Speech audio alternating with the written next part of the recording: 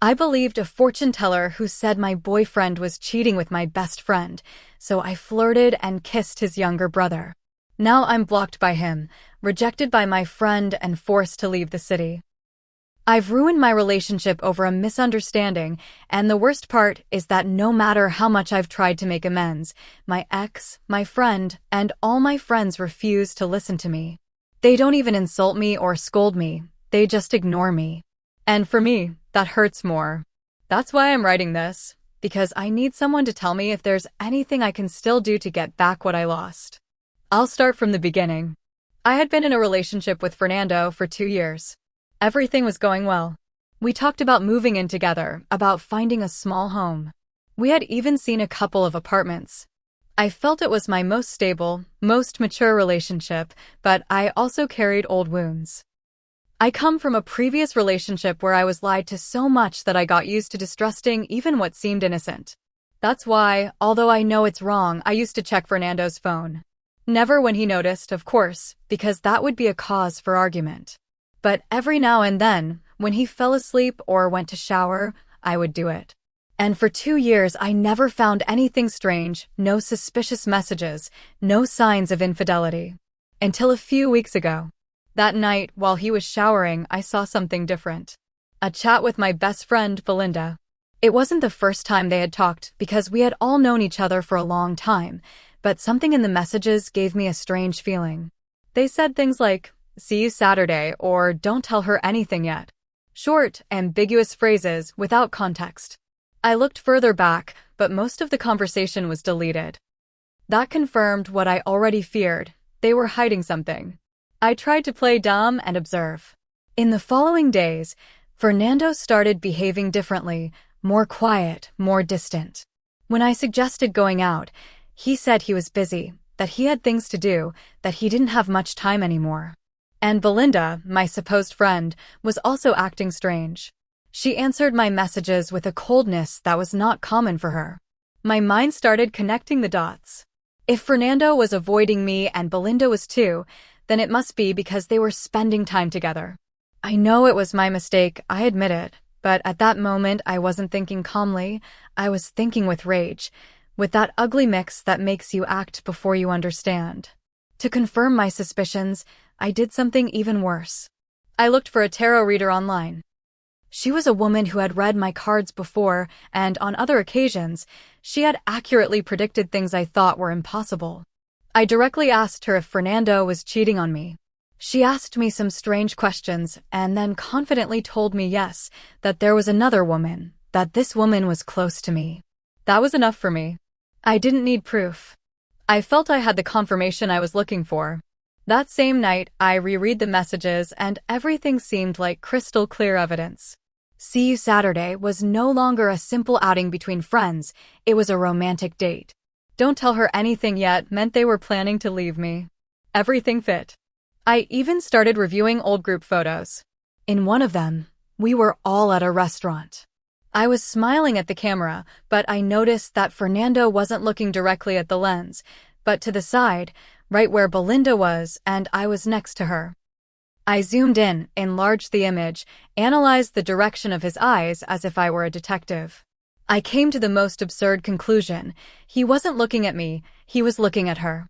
And as if that weren't enough, I remembered silly details. Once, Belinda commented on a social media post of Fernando's, and he responded with a laughing emoji. At the time it had seemed normal to me, but now everything seemed like a clue. In my head, there was no longer any doubt that Fernando wanted to leave me and start being with Belinda. And then I was consumed by rage. The feeling of double betrayal. My boyfriend and my best friend. What a cliché, right? But when you think it's happening to you, it stops being a cliché and becomes a real wound. I thought of getting revenge, not to hurt them, I told myself, but so they would feel the same as me, so they would understand how much betrayal hurts. Belinda had been in love with Fernando's younger brother for years. Jeremy was 2 years younger than him, shy, very proper. For years he had been her crush, but she never dared to confess it. Recently, as she herself had told me, they were finally starting to date. That's when my mind, completely taken over by anger, clicked. I thought, if Belinda is getting involved with my boyfriend, why shouldn't I get involved with my boyfriend's brother? It wouldn't just be perfect revenge, it would also be a direct blow to their pride. It would be a scandal for both of them. I'm not proud to admit it, but at that moment I wasn't thinking about the consequences. I just wanted to feel like I was in control. I wanted revenge. I knew Jeremy used to go to a club with friends on weekends, a place where I had also gone sometimes with Fernando, so I decided to show up by chance. Before doing so, I made sure to prepare the ground. I went to the hairdresser. I bought a new dress, something noticeable, something that screamed for attention. I wanted to look irresistible. I looked in the mirror before leaving and told myself, if he can play games with me, I can play games too. I arrived at the club trying to convince myself that everything was part of a logical plan, a small revenge that would make me feel better. As soon as I entered, I saw him right away. Jeremy was at the bar laughing with a couple of friends. He looked relaxed, oblivious to everything I had imagined for days. I took a deep breath, fixed my hair, and walked toward him with the best smile I could fake. "What a surprise to find you here," I said as if fate had put him in front of me. He smiled, confused. "You here?" he replied. "I thought you didn't like this place." "I came with some friends," I lied. "I haven't been out in a while." It was clear he was uncomfortable. In reality, we had almost never talked for more than 2 minutes. I was his brother's girlfriend, and he was the younger brother, nothing more. But tonight, the past didn't matter. I had a plan. I invited him to dance. At first, he politely refused. He said he wasn't a good dancer, that he preferred to stay chatting. But I insisted. I told him not to be boring, that it would only be one song. I ended up dragging him to the dance floor. At first, he danced awkwardly, keeping a safe distance, but I moved more freely, getting closer and closer, more and more provocative. I wasn't thinking about him, I was thinking about Fernando, about Belinda, about all the messages that had seemed like a mockery to me. I wanted to imagine their faces seeing what I was about to do. As soon as I started moving too provocatively, Jeremy tried to stop me.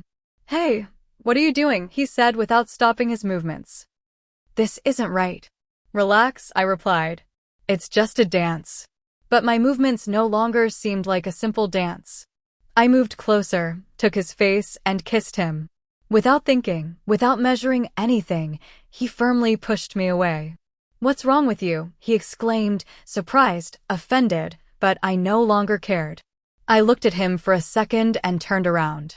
I left him talking to himself, with that bewildered expression that probably lasted for hours. I went directly to a guy waiting for me at a back table, an improvised cameraman whom I had paid $100 to record without attracting attention. I didn't know exactly what I wanted to capture, but I had told him to film whenever he saw me with the tall guy with blonde hair, and he did. When he handed me the phone and I watched the video, I realized that part of the moment Jeremy pushed me away was visible, but that was something that could be fixed. That night, back in my apartment, I opened the editing app. I cut, trimmed, adjusted the background music to cover any awkward phrases. I removed the exact second he pushed me. In the final video, it looked like the kiss had been reciprocated. 2 people dancing, an evident connection. Fake, but convincing. I watched it several times. I needed to believe that my revenge was perfect, that I had balanced the scales. Then I wrote the message.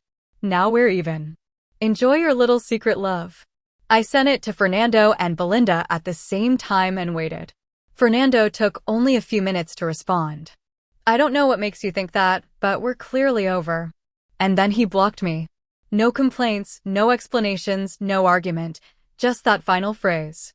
I felt a mix of triumph and emptiness. On one hand, I thought, it hurt him. Finally, he feels the same way I do. But at the same time, that block was like a door slamming shut, but also a bit disappointing. I expected him to argue with me, to yell at me, and for me to be able to confront him about what he had done. Belinda, on the other hand, didn't write. She showed up at my apartment. She pounded on my door, and when I opened it, her face was a mix of fury and tears. She walked in without asking, slammed the door shut, and started yelling at me. "How could you do this to me?" she said, her voice breaking. You know how long I've been in love with him. Why did you do that to me? I tried to stay firm. Well, you should have thought better before getting involved with my boyfriend, I replied. You and Fernando hurt me. I don't know what you're talking about, she repeated, not understanding. And it has nothing to do with you. Oh, really? I said with a smile I didn't feel. Well, he kisses well, in case you're interested. Belinda gave me a hateful look. You're sick, she yelled and lunged at me. We grabbed each other's hair like two teenagers, pushing each other, tripping over furniture.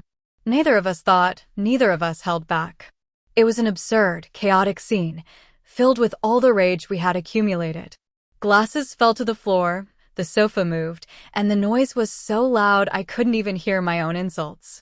I managed to break free, ran to the kitchen, and grabbed the first thing I found, a frying pan. I held it like a sword, pointing it. Don't come near me, I yelled, panting. Belinda looked at me, her hair disheveled, her blouse torn, and her eyes full of tears. She took a step back, breathing heavily, and also looked for a frying pan.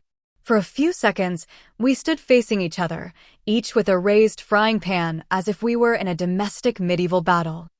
The silence between us was more tense than the shouts. Only our breathing could be heard. And then she lowered her arm.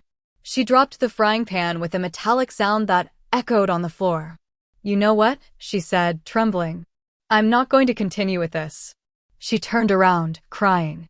On her way to the door, she knocked over a couple of things, a plant, a picture frame with a photo of Fernando and me, an ornament that fell and broke. Before leaving, she paused for a moment. She looked at me with tear-filled eyes, her voice shattered, and said something that pierced my chest. It was all for your birthday. You ruined everything. The door slammed shut, and the sound of the lock was like an echo that hung in the air. I stood motionless. The frying pan still in my hand, the apartment a mess, my breathing uncontrolled. Her phrase echoed again and again. It was all for your birthday. It couldn't be. I slowly walked to the sofa and let myself fall. My head tried to put the pieces together. So, it wasn't true. Belinda and Fernando were seeing each other, yes, but if they were doing it to organize something for me, if the messages were about that, then everything I had done was meaningless. It was true that my birthday was in a couple of weeks, but what about everything I read? It couldn't be. I went to my phone and opened the photos that were my evidence. I reread every message, every word that had seemed like a sign of betrayal. See you Saturday. Don't tell her anything yet. For the first time, I understood that those phrases could mean something completely different. They could have been planning a surprise, buying something, coordinating a meeting. Everything I interpreted as proof of infidelity could be simple coincidences, but my head didn't fully accept the idea. Not yet. What if Belinda just said that to manipulate me? And what if something was really going on between them? And what if the surprise was an excuse so I wouldn't suspect? The problem is that there was no way to verify it anymore. All bridges were burned. I stayed there in silence, listening to the echo of my own thoughts. The rage was gone, and in its place, only a huge doubt remained. What if it was all a misunderstanding? What if I really ruined my relationship for nothing? It couldn't be. I tried to convince myself that no, they were hiding something, that I couldn't have been so wrong. But the more I repeated it, the more insecure I felt. The truth, or what I believed to be the truth, slipped through my fingers. It couldn't be, I repeated to myself, I couldn't have been so wrong. But a voice deep inside said yes, maybe so. The next day, the consequences of my actions started to fall one after another. The first thing I noticed was the silence. No messages, no calls. When I opened WhatsApp, I realized they had removed me from all groups. The general group, the work group, the weekend group, even the girls group, all of them. At first, I thought it was a coincidence, but then I wrote to a mutual friend, Carla, and she didn't answer me.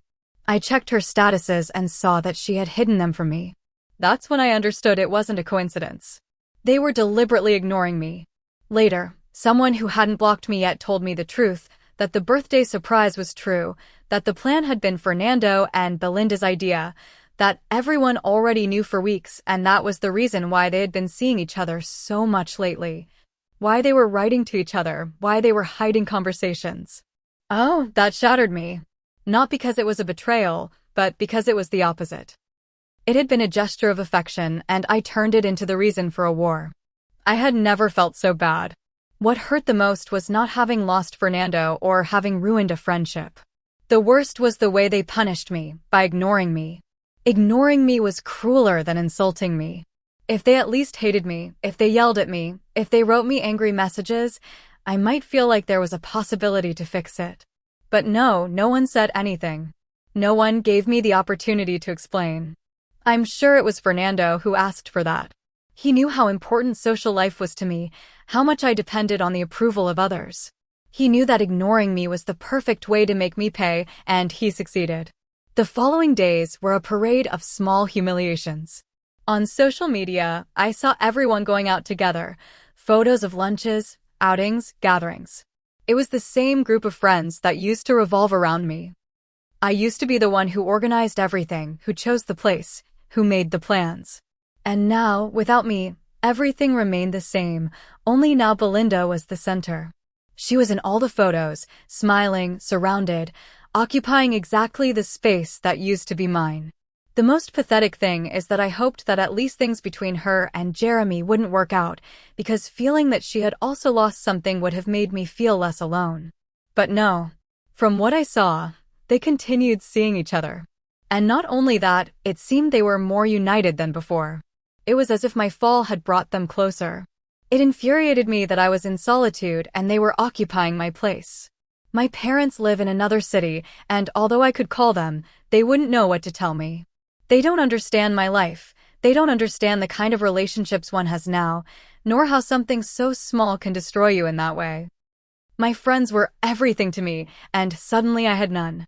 Sometimes I thought that if they had insulted me, if they had confronted me, everything would be easier. At least I would have had the opportunity to defend myself, but being ignored is even worse. I spent my days thinking of ideas on how to get them back. But what was the point? If everyone ignored me? At some point, I became obsessed with the idea that it had all been the tarot reader's fault. I thought that if she hadn't told me what I wanted to hear, none of this would have happened. If she had told me she didn't see infidelity, that I was confused, maybe I would have stopped. But no, she assured me there was another woman, someone close, and that was enough for me to destroy everything. I felt scammed, used. I even thought about reporting her, but what would I say? I lost my boyfriend because a tarot reader told me he was cheating. It would sound ridiculous. I tried writing to Fernando again. I asked him to listen to me, to at least let me explain that it wasn't fair for everything to end like this because of a misunderstanding, but he never responded. Sometimes, when I passed by his street, I saw his car parked and felt like ringing the doorbell, talking to him face to face, but I knew he wouldn't open. I tried with Belinda too, but it didn't work either. That's when I knew there was no turning back. Every attempt to mend things only made me feel more pathetic. Nobody wanted to listen to me. With Belinda, I can live without reconciling. I understand that, but I don't want to lose the others too. I just want one chance for them to listen to me. Just one. How do you recover something when people decide you don't even deserve their anger? Update 1. Only a few days have passed since my publication, and I'm here to tell you something. I know I was impulsive. I know I should have talked to Fernando before acting. I don't need to be reminded. Do you think I don't know? I came to this space looking for a way to redeem myself, not for you to repeat what I already know. I expected a little understanding, but all I found was hate. Many comments just insult me, as if I don't have enough punishment with everyone ignoring me. I have no friends, I have no social life, I am not a bad person. I made a mistake. To the person who left me a real recommendation, thank you. I don't know if there were more I didn't finish reading, but at least someone understood that I came here to vent, not to receive more blows. I'm telling you, I'm tired. I talked to my parents about my job.